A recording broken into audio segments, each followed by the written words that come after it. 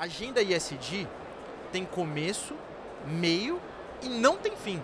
Essa história que as pessoas falam que, não, é simplesmente eu deletar algumas empresas do meu horizonte de cobertura, é balela. Isso não funciona.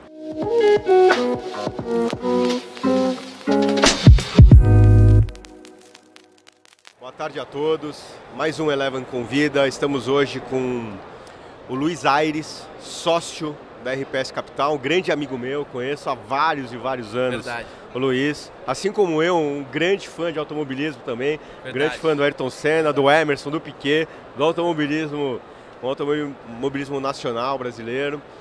O Luiz, assim como eu também, trabalhamos em bancos estrangeiros, bancos locais. Pô, cara, não pode falar que você é o meu ex-futuro chefe. A gente não pode contar essa história, mas muito da minha carreira eu tenho que agradecer a você. Obrigado. E o Luiz, há vários anos, ele fundou a RPS, junto com o Paolo também, super amigo meu, um dos grandes nomes, dos grandes gestores do mercado. E eu queria dar a oportunidade primeiro para o Luiz falar da RPS, contar a história da RPS Capital, por favor. Pô, legal, Foca. Obrigado pela oportunidade. Cara, assim, acho que a nossa história se confunde um pouco com essa retomada do mundo de investimentos que veio acontecer no mercado nesses últimos, talvez, 15 anos, né? A gente vê um Brasil de juros muito altos. Inclusive, quando a gente lançou a RPS para o mercado, em 2013, o Paulo, depois de ter trabalhado muitos anos com a família Safra, no Family Office, a gente tinha a ideia de trazer um produto que estivesse na vanguarda do que os hedge funds, né, lá fora faziam, que era olhar renda variável com cabeça macro. Era entender aonde que a gente está no ciclo econômico e ficar posicionado em setores, comprado ou vendido, com direcional e sem direcional. Tinham poucas gestoras que faziam isso naquela época. O Paulo trouxe essa expertise lá de fora, implementamos aqui no Brasil. Naquele momento até é um pouco parecido com agora. A gente estava vivendo CDI de 13%, 14%, parecido. Verdade. Era um momento de juros de 2 dígitos. 2 dígitos, exato. Muito do que tá super desafiador agora, de falar de renda exato. variável. Super desafiador de falar de renda variável. E foi muito bacana, porque a gente pegou esse ciclo de democratização de investimentos, coisas que eventualmente até na década de 70, 80 já era muito disseminado no Brasil. O seu pai, que é um dos caras com maior experiência no mercado, muito provavelmente viveu isso. E a gente começou a fazer captações nas grandes famílias do Brasil, começamos a mostrar o nosso produto e nossa história para os grandes bancos. E passado 10 anos, o que a gente viu? Que o mercado começou a entender o que a gente fazia, que realmente a estratégia de você só olhar a renda variável com cabeça micro, a história do Warren Buffett, né? Tem um público e tem uma parcela do portfólio que isso é importante, mas também é importante nessa história da descorrelação, de você ter produtos complementares, você ter gestoras e gestores que olham de forma diferente para a renda variável. É muita história do market timing, né? Que hora entrar, que hora sair, que setor olhar e que setor que eu gosto, que eu não gosto. Dado o momento econômico. Exato, porque você tem um carrego contra um benchmark, que é um CDI, né? O CDI, sim, eu falo que é aquele maratonista, né? Maratonista queniano que não para nunca. Exatamente, não para nunca. O cara está sempre ganhando o jogo, né? E essa história é muito importante, né? Claro que tem toda a escola da Berkshire, do Buffett, né? Que é fazer conta, sim, olhar PI, olhar EBITDA, olhar que setor é bom, onde tem growth, onde não tem growth, que é muito importante. Vocês olham isso, vocês fazem conta. Isso é uma pergunta que eu recebo para todo mundo. Vocês não fazem conta, vocês não fazem análise? Não, fazemos. Só que essa não é a principal premissa da tomada de decisão de investimento. Para a gente é muito mais importante entender o ciclo econômico e depois fazer conta do que simplesmente fazer conta, porque aquela história, o barato é marido da barata. Conhece essa história? Muito boa. É o barato que pode ficar mais barato ainda. Exato. Então, às vezes, é muito importante você ter uma empresa que, eventualmente, até tem um valuation caro, mas naquele ciclo econômico, ela vai performar muito bem. Então, é isso que a gente fica muito esperto na RPS. E todo esse meu discurso, eu tenho na cabeça o Total Return, que é o nosso fundo mais longevo. Legal. Vamos falar de produtos, né? Isso. Porque acho que assim, né? Vocês têm uma gama de produtos e se acaba encaixando para o teu cliente, né? A partir da mesma filosofia. Exatamente, né? E vocês estão crescendo o número de cotistas dia após dia, né? Vocês estão, como você usou a expressão, né? Democratizando o investimento. Sim. E aí você tem alguns fundos que se encaixam em diferentes perfis de investidores, né? Então fala um pouquinho dos fundos da RPS. Exatamente isso. Focar até uma coisa importante. Sempre quando a gente pensa em RPS, a gente fala de RPS, é claro que o fundo de maior longevidade, o Total Return, é o que vem na mente das pessoas. Entretanto, a partir do Total Return, a partir de um processo de investimento só, a gente tem uma prateleira, uma carteira de fundos relativamente extensa. Por que isso? Justamente para poder atender o investidor que gosta da gestão RPS, que gosta de, realmente, o Brasil, o mundo é cada vez mais um macro dominando o micro. Só que eventualmente o cara não quer um produto com benchmark CDI, o cara quer um produto com benchmark bolsa.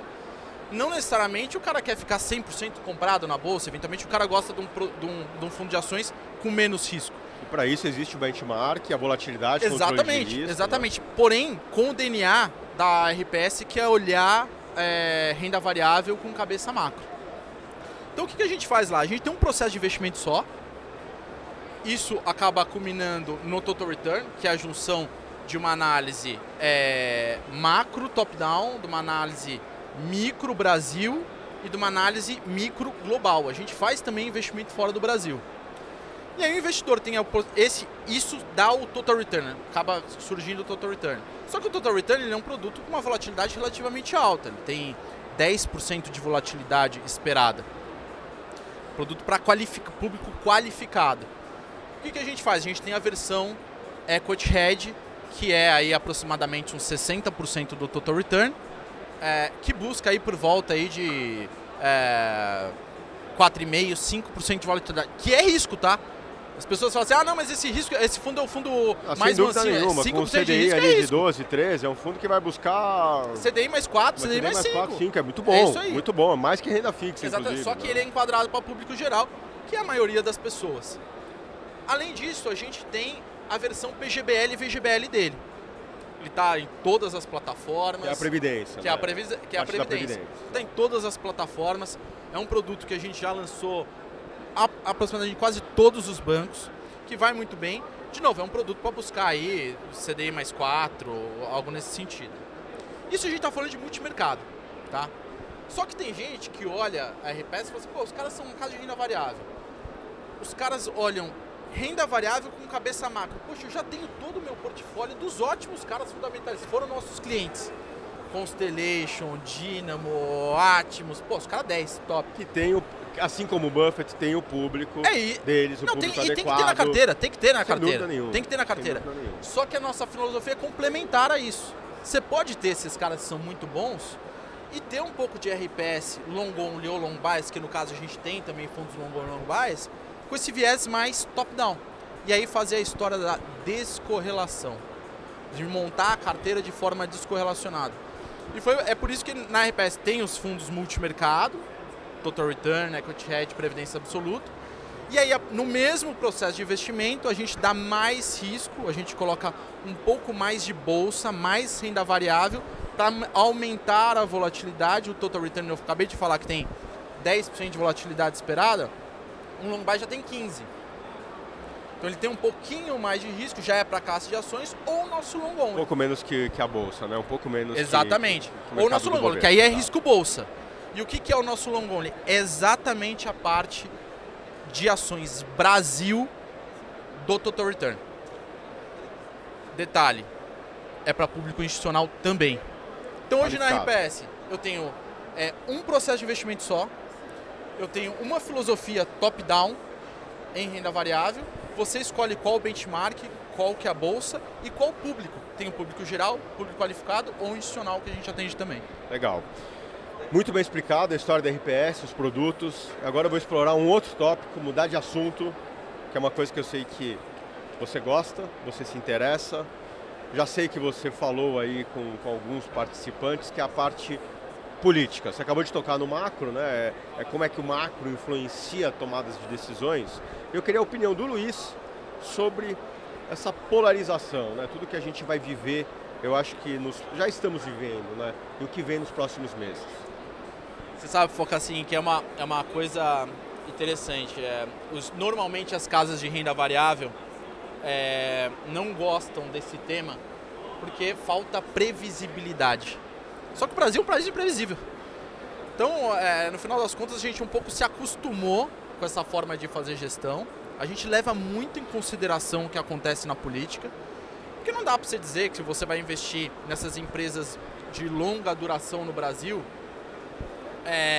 e que, dependendo do que acontecer no fiscal, isso não vai impactar em taxa de juros, que não impacta no desconto do fluxo de caixa das empresas.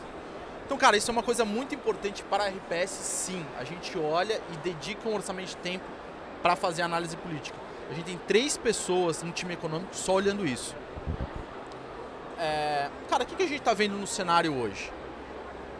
A gente acha que é muito improvável que a gente saia dessa agenda polarizada de centro-esquerda / esquerda. Cada um tem um pouco a sua percepção aí do que é isso. São definições boas. Um migra para o centro, outro migra para o centro. Exato. Um é o azul, outro é o vermelho. Até parecido com o que acontece nos Estados Unidos. A gente espera, exatamente. Aí a gente espera que o governo que a gente está vivendo agora, o governo Bolsonaro, seja de direita, só que tem uma expansão fiscal relativamente importante. E ao mesmo tempo você vê até países desenvolvidos com políticas fiscal que se dizem até quase esquerda, né? Então, assim, no Brasil a gente acho que não vai fugir muito nessa eleição do candidato presidente atual ou presidente antigo. Vai ficar um pouco nisso. E essa história da terceira via, a probabilidade de vir é muito baixa. Eu concordo, assino embaixo com isso que você está falando.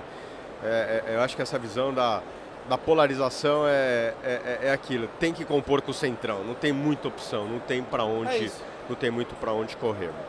Luiz, eu escutei uma entrevista de vocês, uma live de vocês, inclusive com o Ferreirinha aqui da XP, recente, e o Paolo tocou muito no assunto de commodities, né? Que é uma coisa que vocês olham muito de perto, né? O posicionamento em alumínio, o posicionamento em carvão, o posicionamento em metais não ferrosos, muitas vezes, cobre, né? Que é uma coisa que vocês olham muito de perto. Explica para o pessoal aqui do Eleven Convida um pouquinho aí da cabeça de vocês em relação às commodities. Foca, você deu a deixa para eu explicar no detalhe o que é RPS. A gente escreveu, cara, uma carta de 30 páginas. 30 páginas na virada de maio para junho, há 2 meses atrás. E basicamente a tese era a seguinte: a gente achava que o Fed ia ter que subir juros, porque a gente estava vivendo um ambiente inflacionário forte. E isso possibilitava a gente estar comprado no tema das commodities e vendido nos long duration assets. No QQQ, para quem opera lá fora, na Tesla. Lembrando que o QQQ é o ETF da Nasdaq, né, que replica de tecnologia, exatamente. No ARK, o ARK é famoso também, né, da Kate Woods lá, no ARK. Exatamente. Então a tese era tomado em juros, comprado em commodities, porque a gente ia viver um ambiente inflacionário não para desorganizar totalmente a economia, mas a gente ia viver um ambiente inflacionário que commodities acaba performando bem num cenário desse e vendido em tecnologia. Cara, não é mais nada disso. Nada disso. Mudou tudo. Mudou tudo. A guerra era uma coisa, assim como o Covid, né? O Covid foi um momento também que mudou muito rápido. Até os nossos investidores que leram a carta ou acompanham nossos posicionamentos falaram assim: pô, mas vocês estavam super comprados em commodities, já não temos mais. Cara, porque o que a gente acabou mudando de opinião? E acho que isso é uma característica da RPS. A gente não está preso a absolutamente nenhuma tese. Se a gente está errado, eu ouvi uma história que é muito séria. Caminho errado só te leva a um lugar errado. Então a gente viu que não fazia mais sentido aquela tese, tirou o time de campo, saiu de commodities, porque a gente tem uma perspectiva que a inflação não vai ser um problema tão grave do jeito que a gente imaginava. E renda variável Brasil e global abriu uma oportunidade de se posicionar gigantesca. Você trabalhou na família Safra como eu, então você sabe que a gente aprendeu lá que negócio bom você faz comprando barato. Você nunca faz negócio que a turma lá pagando caro. Exato, a turma lá só paga barato nas coisas. Sem e aí dúvida. por isso os caras ganham dinheiro, porque aí eles vendem a preço de mercado depois de um tempo. Baita escola. Baita escola. Então o que a gente acabou de ver? Que no Brasil, também nos Estados Unidos, abriu uma oportunidade em renda variável com essa precificação do ambiente inflacionário muito grande. E nos últimos 15, 20 dias, o Fed deu a letra que ele está olhando atividade. E olhando atividade, nos pareceu que a atividade dos Estados Unidos já começou a arrefecer. E que aí contribui para a queda da inflação, né? Exato. É uma E coisa que perfeito, o Powell vem exatamente. sempre falando sobre isso, né? Exatamente. E aí abriu uma oportunidade de estar mais posicionado. Inclusive, os nossos produtos, tanto multimercado, Total Return Equity Hedge, quanto os fundos de renda variável, tanto long only quanto long base, estavam muito bem no ano, dando um alfa ao benchmark expressivo. Mas o que acabou acontecendo? Como a gente estava muito preso ainda na tese anterior, abriu uma oportunidade a gente investir em renda variável agora, nos últimos 15, 20 dias. Hoje a gente está gravando, que dia é hoje? Eu já até me perdi. Dia 4. Dia 4. Terceiro dia da Expert. Terceiro dia da Expert. Eu convido a olhar a performance dos fundos multimercados, ações, long only, long base da casa. A gente está com uma performance muito boa porque a gente conseguiu capturar esse momento de renda variável de uma janela de oportunidade. Então, qual que são as grandes teses hoje? O que a gente estava tomado em juro, a gente aplicou um pouquinho o juro, a gente tirou o time de campo de commodities e a gente começou a fazer uma carteira de ações locais e internacionais voltada para a economia doméstica, um pouquinho mais cíclica. Então olhamos um pouquinho de varejo, olhamos também o que a gente estava vendido. Pega varejo, pega tecnologia, pega... Local e lá fora. Home builders, né? As construtoras talvez se encaixem nisso, a hora que você tem uma maior previsibilidade de taxa de juros, né? Você consegue fazer conta. A gente está vendo a inclinação, inclusive, da curva de juros já melhorar bastante para o mercado de equities. Então, sendo 2 dias aqui, esses 2 dias de expert muito bom para a Bolsa, inclusive, né? Muito e olha que seguro interessante, cabeça, né? a gente que é velho de guerra de mercado, todos esses caras aqui já foram nossos clientes em algum momento. Sem dúvida nenhuma. Cara, a gente fala com todo mundo pessimista, cara. É nessas horas Que é para comprar. que é pra comprar. Sem dúvida. Concordo com você. Luiz, vamos. Eu quero encerrar com uma pergunta que eu acho extremamente importante, assim como todas essas que nós falamos e fizemos muita história aqui de mercado, mas isso é uma coisa que eu me preocupo, tá? É uma coisa que eu trago de vários e vários anos, que é a questão do ESG, né? Para quem não conhece, o pessoal do Eleven convida, ESG é uma sigla em inglês que significa a responsabilidade ambiental, a responsabilidade social e o G, que é a responsabilidade de governança corporativa, né? E a gente vê cada vez mais os investidores cobrando as empresas dessa sopa de letrinhas, né? Sim. Como é que é a cabeça do Luiz, a cabeça da RPS, a cabeça do Paulo em relação a isso? Eu sei que tem um analista lá na RPS, o Gustavo Fabrício, que sempre olhou demais isso, né? Sim. Que gosta Inclusive, do tema. é o nosso diretor de ESG. Exatamente. Formado em engenharia ambiental, né? Conhece muito disso. Então eu queria que você falasse um pouco a visão da RPS, a tua visão sobre isso. Cara, ótima pergunta. E eu quero responder ela dividida em 2 partes. Eu queria falar da empresa RPS e queria falar do nosso processo de investimento. São coisas tão importantes quanto complementares. Antes disso, eu queria agradecer a XP, que foi a primeira plataforma, o primeiro institucional que nos deu o selo ESG para o nosso fundo. Parabéns, que bacana. A gente ficou super contente porque isso foi a cereja do bolo de um trabalho que o Gustavo Fabrício, eu nunca vou conseguir falar o Gustavo Fabrício, ele é o Labareda, nosso sócio Labareda. Lembrando que o apelido dele ele é ruivo. É porque ele é ruivo, né? Fica o Labareda. Laba, parabéns. Ele ficou quase 18 meses trabalhando nisso, Foca. Por quê? Porque a gente precisava, de novo, a RPS vamos dizer, num jargão popular, um hedge fund. Pô, hedge fund, se abrir uma oportunidade de comprar Petrobras, que está pagando 20% de dividendo trimestralmente, uma né? empresa de petróleo que tem um baita de um fluxo de caixa, né? Exato, eu não posso me refutar de ficar posicionado disso. Tem percentual tem uma composição do índice de quase 15%, exato, né? Perfeito. Então o que ele se dividiu no processo de investimento? Eu tenho que explicar para o meu investidor por que eu estou comprando aquela empresa. Quais são as métricas de análise que a gente faz para justificar eu estar comprando uma empresa emissora de carbono? A gente chama isso de processo de integração. A gente contratou uma consultoria externa para ajudar a gente a trabalhar isso. E aí eu viro para o meu investidor e falo assim, eu tenho uma Petro, eu tenho uma empresa XYZ, só que eu dou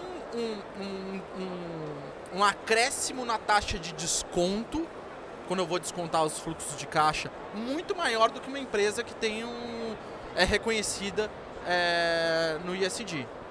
Então isso chama processo de integração. E eu justifico para o meu investidor que eu estou esperando um retorno muito elevado, eu estou aplicando uma taxa de desconto muito alta e mesmo assim é um bom investimento.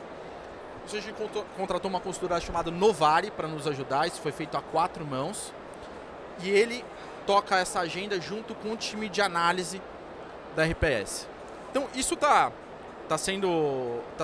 e uma coisa importante, a agenda ESG tem começo, meio e não tem fim. Essa história que as pessoas falam que, não, simplesmente eu deletar algumas empresas do meu horizonte de cobertura é balela. Isso não funciona. É um processo contínuo. Acho que assim, a gente tem que evitar também o greenwashing, né? Eu acho que você tem que ser... Eu acho que você sempre tem que ver o filme, né? Você nunca pode ver a foto, né? Que eu acho que é muito aquilo. A gestora XYZ fala que ela é ESG. Pega o portfólio dela historicamente e vê que as companhias dela, se realmente estão do passado, vê se realmente estão casando com esse discurso que a gestora e o gestor falam. É só uma provocação nessa história do greenwash. Então isso é uma agenda muito cara no processo de investimento. Agora, cara, sabe uma coisa que a gente tem tanto orgulho ou mais do que isso da parte de investimento?